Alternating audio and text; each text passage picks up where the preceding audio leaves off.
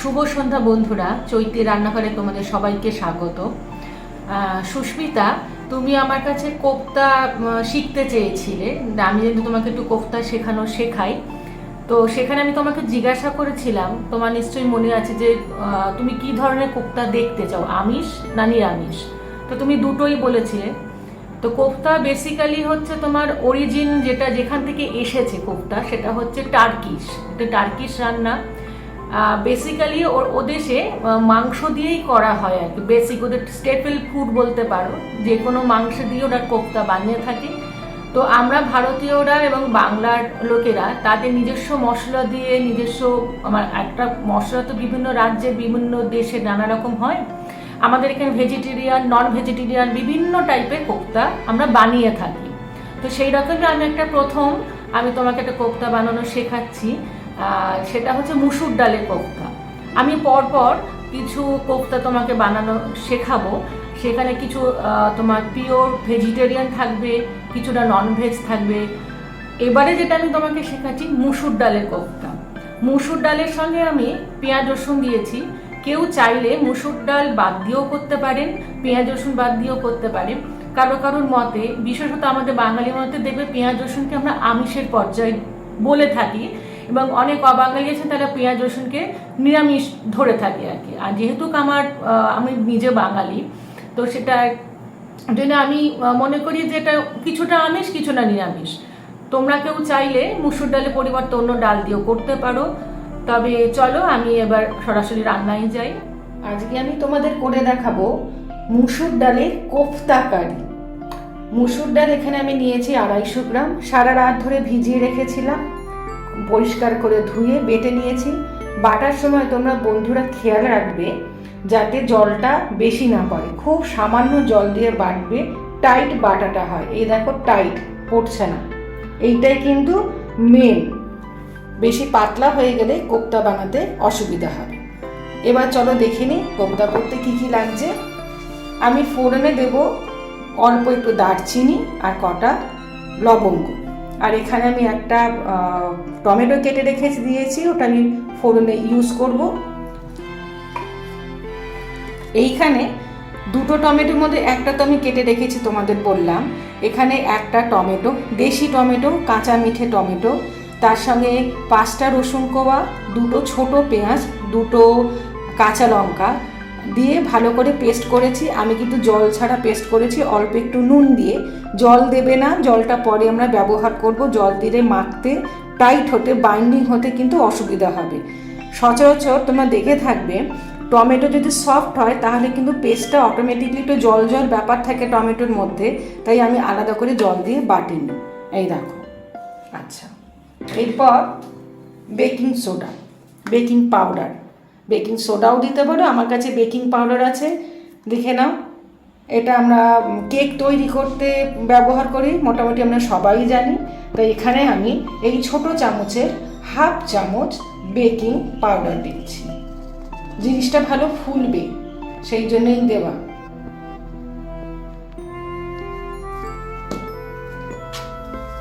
এটাতে রয়েছে চালের গুঁড়ো। আমার টিপসের সময় তোমরা শুনে থাকবে আমি চালের গুঁড়ো কিভাবে তৈরি করে রাখি আমার রান্নার সুবিধার্থে, তাই আমি চালের গুঁড়ো দিচ্ছি। চালের গুঁড়ো হলে কোফতা কারির যে বলগুলো বানাবো সেগুলো একটু ক্রিস্পি খেতে লাগবে, খুব ভালো লাগবে। 2, 3, 3.5 চামচ আমি চালের গুঁড়ো দিলাম। এইবার আমি বাইন্ডিংয়ের জন্য বেসন ব্যবহার করছি। 1, 2, 3, 4। এটা ভালো করে হাত দিয়ে মাখতে হবে, আলগা হাতে মাখবে, খুব বেশি নাড়াবে না, তাহলে কিন্তু জল ছেড়ে যাবে। একটা কথা বলি, ডাল বাটার সময় কিন্তু আমি কোনো নুন দিইনি, কারণ নুন দিলে জল ছেড়ে যাবার সম্ভাবনা থাকে, সেই জন্য আমি নুনটা দিইনি।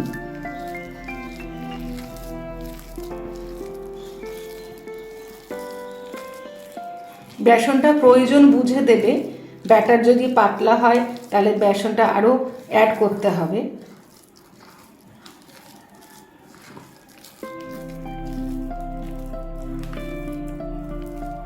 তোমাদের আগে যে পেস্টটা দেখেছি, এই পেস্টের 2 চামচ, ছোট চামচে, চামচটাও তোমরা আগে দেখে থাকবে, 2 থেকে 3 চামচ আমি এই ব্যাটারটার মধ্যে, মানে ডাল বাটার মধ্যে দিয়ে দেবো।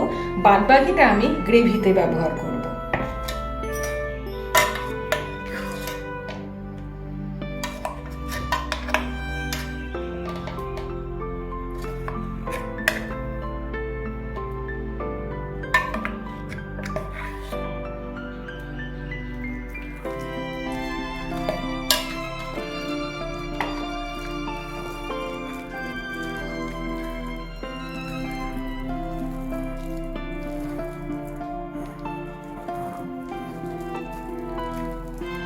আলগা হাতে ভালো করে সমস্ত মশলা সমেত মাখিয়ে নিতে হবে।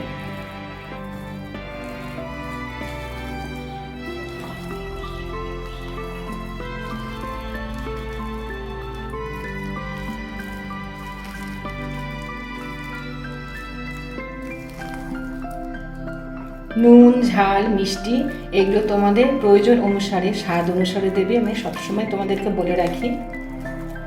আমি এখানেও কিন্তু এখনো নুন দিইনি, এবার অল্প করে একটু নুন দেব। আমি পেস্টে কিন্তু নুন দিয়ে করেছিলাম। নুনটা দিয়ে অল্প একটু মাখিয়েই কিন্তু বড়াগুলো ভাজতে হবে, জল ছেড়ে গেলে অসুবিধা হতে পারে। সেজন্য আমি এখনো ডাল বাটায় নুন দিইনি। আমি এবার নুনটা দেব। সামান্য হলুদ দিচ্ছি। আর এইবার আমি ডাল বাটার মধ্যে নুন দিচ্ছি। নুন দিলেই কিন্তু জলটা ছাড়তে শুরু করে। এই দেখো, 1 চামচ। তোমরা সবাই জানো যে আমি সন্দব লবণ খাই। এবারে আমি তাড়াতাড়ি করে মেখে বড়াটা করতে দেব। আমি বড়াটা ভাজবো কিন্তু রিফাইন তেলে। সর্ষে তেলে ভাজতে গেলে অনেকটা তেল অ্যাবজর্ব করে নেবে। যার বাড়িতে যেরকম রিফাইন তেল আছে সেই রকম নেবে। বড়াটা যাতে ডুবো তেলে ভাজা হয়। দেখো আমি এতটা তেল দিয়েছি। তেলটা গরম হলে আমি বড়াটা দিয়ে দেব। সমস্ত উপকরণ দিয়ে যখন বড়া ভাজবে তার আগে এরকম করে একটু ফাটিয়ে নেবে, তাহলে সমস্ত জিনিস খুব সুন্দর করে মিক্সড হয়ে যাবে। তবে যেহেতু নুন দিয়েছি খুব বেশিক্ষণ লাগবে না, তাহলে রাখলে জল ছেড়ে যেতে পারে। এরকম করে দেখবে অনেকেই মা ঠাকুমা বড়ি দিয়ে থাকে, এরকম একটু নেড়ে নেবে, মাখিয়ে নেবে। আমার তেল গরম হয়ে গেছে। আমি ডাল বাটাকে এবার বড়ার আকার দিচ্ছি।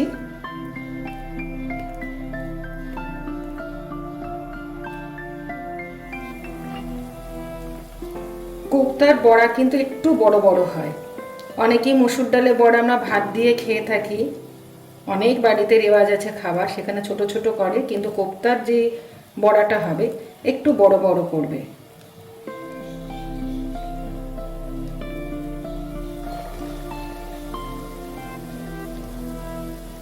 তবে একসঙ্গে বেশি দেবে না, অল্প অল্প করে বড়াটা দেবে।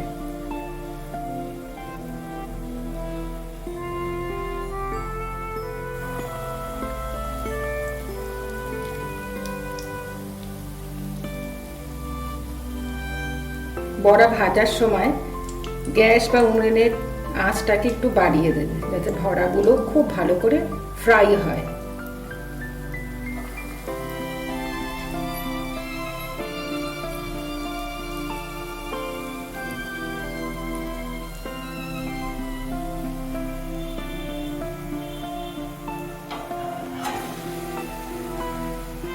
মাঝে মাঝে একটু কড়াটা নেড়ে দেবে।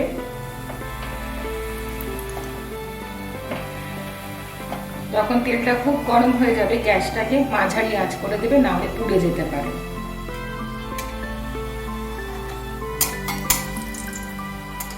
বড়ার উপরের অংশে এরকম করে একটু তেল ঘুরিয়ে ঘুরিয়ে ছিটিয়ে ছিটিয়ে দেবে, তাহলে জিনিসটা খুব ভালো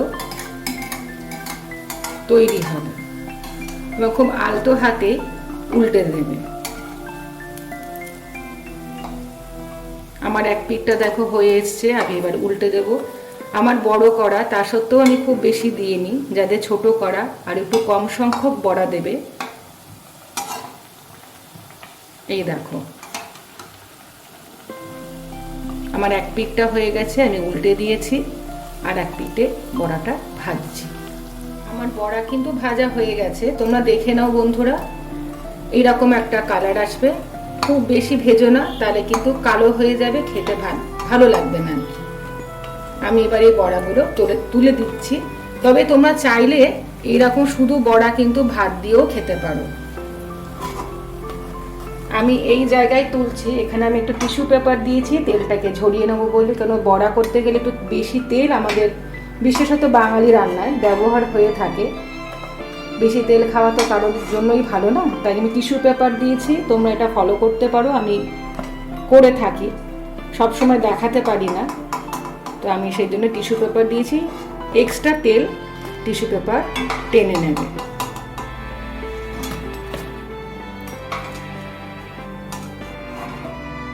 আমার বড়া সম্পূর্ণ ভাজা হয়ে গেছে। ওই বড়া যে তেলে ভেজেছি আমি সেই তেলেই রান্নাটা করব, মানে রিফাইন্ড অয়েলে। তবে তেলটা আমি কমিয়ে নিয়েছি, অত তেল তো আমাদের লাগে না রান্নায়। এইবারে আমি ফোড়ন দিচ্ছি।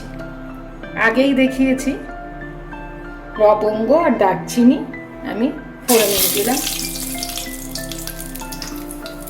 একটা টমেটো কেটে রেখেছিলাম, ফোড়ন হিসাবে দিচ্ছি।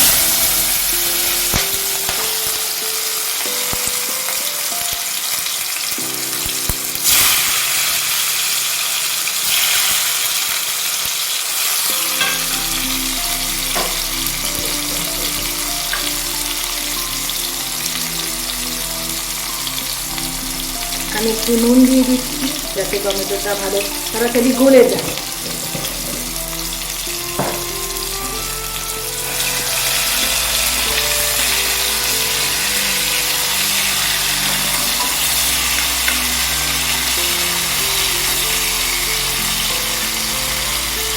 আমি 10 মিনিট মতো ঢাকা দিয়ে রাখবো টমেটোটা গলে যাওয়ার জন্য।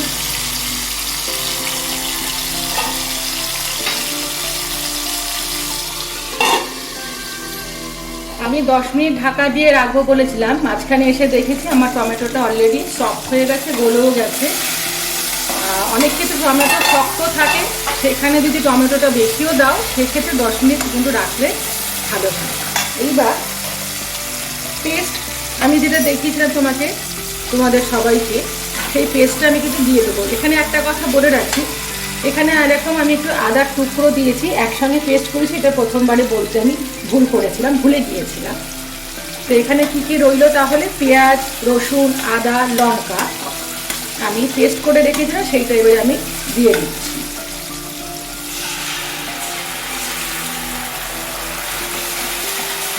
দিয়ে খুব ভালো করে কষাবো, গ্যাসটাকে লো করে দেবে। সমস্ত কাঁচা মশলার একটা গন্ধ বেরোবে, দেখবে যখনই তোমরা এটাকে নাড়বে কাঁচা গন্ধটা মেরে আনতে হবে। আর নাড়তে নাড়তে দেখবে তেলটা ছেড়ে গেছে, তখন বুঝবে মশলাটা হয়ে গেছে।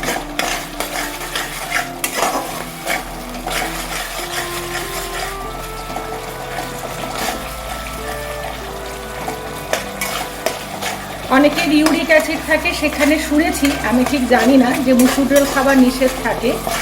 তারা কিন্তু মটর ডাল, ছোলার ডাল, অড়হর ডাল এগুলো দিয়েও করতে পারে। তবে সেক্ষেত্রে যদি ইউরিক অ্যাসিডের প্রবলেম হয়ে থাকে, ইউরিক অ্যাসিডে শুধু তো ডাল নয়, টমেটো বাদ থাকে, টমেটোটা চেঞ্জ করে তোমরা দই দিয়ে করতে পারো, খেতে ভালো লাগবে কিন্তু।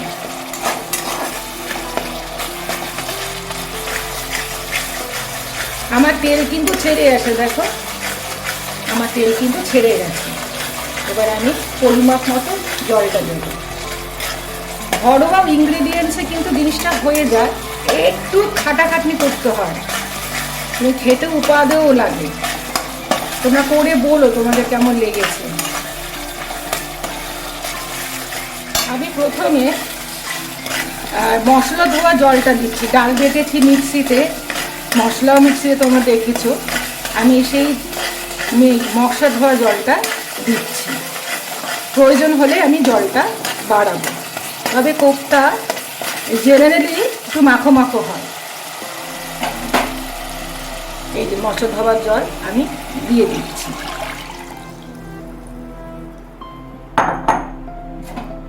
এখানে আমি যে জলটা দিলাম মোটামুটি একটা চায়ের কাপের 1 কাপ, তার থেকে একটু বেশি। এবারে এটাকে একটু ফুটতে দেব।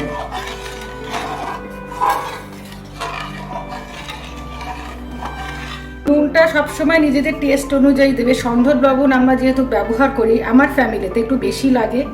আমি একটু টেস্ট করে দেখে নিয়েছি ঝোলটাতে আমার নুন প্রয়োজন, তাই দিচ্ছি। যদি তোমাদের না লাগে তোমরা দেবে না।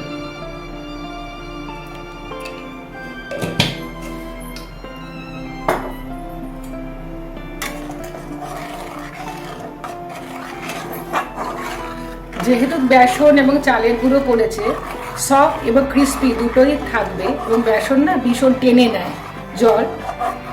তো আমি বড়াগুলো দিয়ে দেখব, যদি আমার জল লাগে তাহলে আমি আর একটু জল দেব।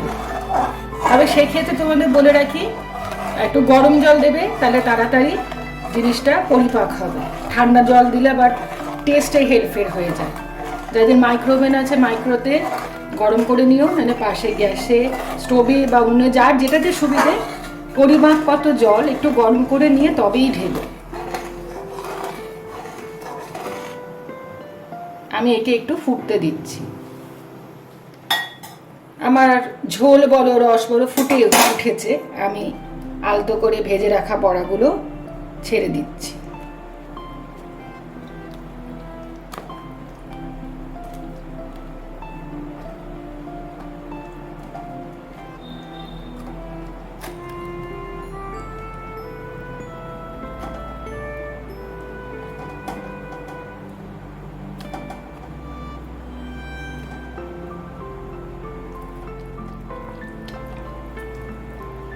আমি জল দিয়েছি, তোমাদের আগেই বলেছি, বড়াও দিয়েছি। 10 মিনিট কি 15 মিনিট রাখবো। যদি এটা বেশি তোমার মনে হয় গ্রেভিটা থকথক হয়ে যাচ্ছে, তখন আমি একটু গরম জল দিয়ে দেবো, যেটা তোমাদের বললাম। তা আমি ঢাকা দিয়ে দিচ্ছি 10-15 মিনিটের জন্য। মাঝখানে এসে একবার দেখে যাবে, তোমরাও কিন্তু দেখে যাবে যাতে তলা ধরে না যায়। আমার 15 মিনিট হয়ে গেছে, তবে ঢাকা খুলছি, কিন্তু আমি মাঝখানে এসে একটু গরম জল দিয়ে গেছি। আমার ঝোলটা কমে গেছিলো, আর বড়াগুলো একটু উল্টে দিয়েছিলাম যাতে সহজেই এই রসটি ঢুকে যেতে পারে। মোটামুটি আমার রান্না শেষের পথে। এবার আমি যেটা করব,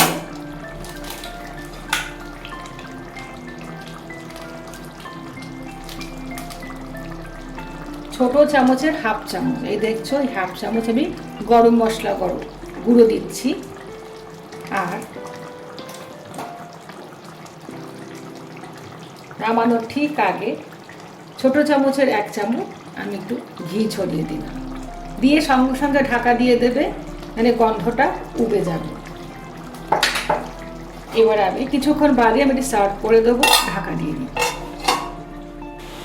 তৈরি হয়ে গেছে বন্ধুরা মুসুর ডালের কোফতা কারি। তোমরা অবশ্যই আমাকে জানিও তো অন্য ধরনের রান্না কেমন লেগেছে তোমাদের। কি বন্ধুরা, রান্নাটা দেখলে তো, মুসুর ডালে কোফতা কারি। একটা কথা বলি তোমাদের, রান্নাও কিন্তু একটা শিল্প। তাই শিল্পে সঠিক বেঠিক বলে কিছু হয় না। এক একজনের কাছে এক এক রকমভাবে তৈরি হয়। আমরা এক একজন এক রকম হাতের পরিপাক যেরকম যার সে সেরকমভাবে তৈরি করে। স্থান কাল পাত্র পাত্রী বা সব থেকে বড় কথা, আমরা যে পরিবারে বড় হয়েছি টেস্টটা গ্রো করে কিন্তু সেই জায়গা থেকে। তোমরা চাইলে বিভিন্ন রান্নার মধ্যে সংযোজন বিয়োজন করতেই পারো। তাই রান্নার সঠিক মানে শিল্পের, শুধু রান্না বলে নয়, যে কোনো শিল্পেরই সঠিক কিংবা ভুল এটা বলা যায় না। তোমাদের যদি এই রান্নাটি ভালো লাগে তাহলে আমার চ্যানেলটি সাবস্ক্রাইব করো, শেয়ার করো, আর বেল আইকন আছে ওটা একটু ক্লিক করে দিও। আজকে আসি বন্ধুরা।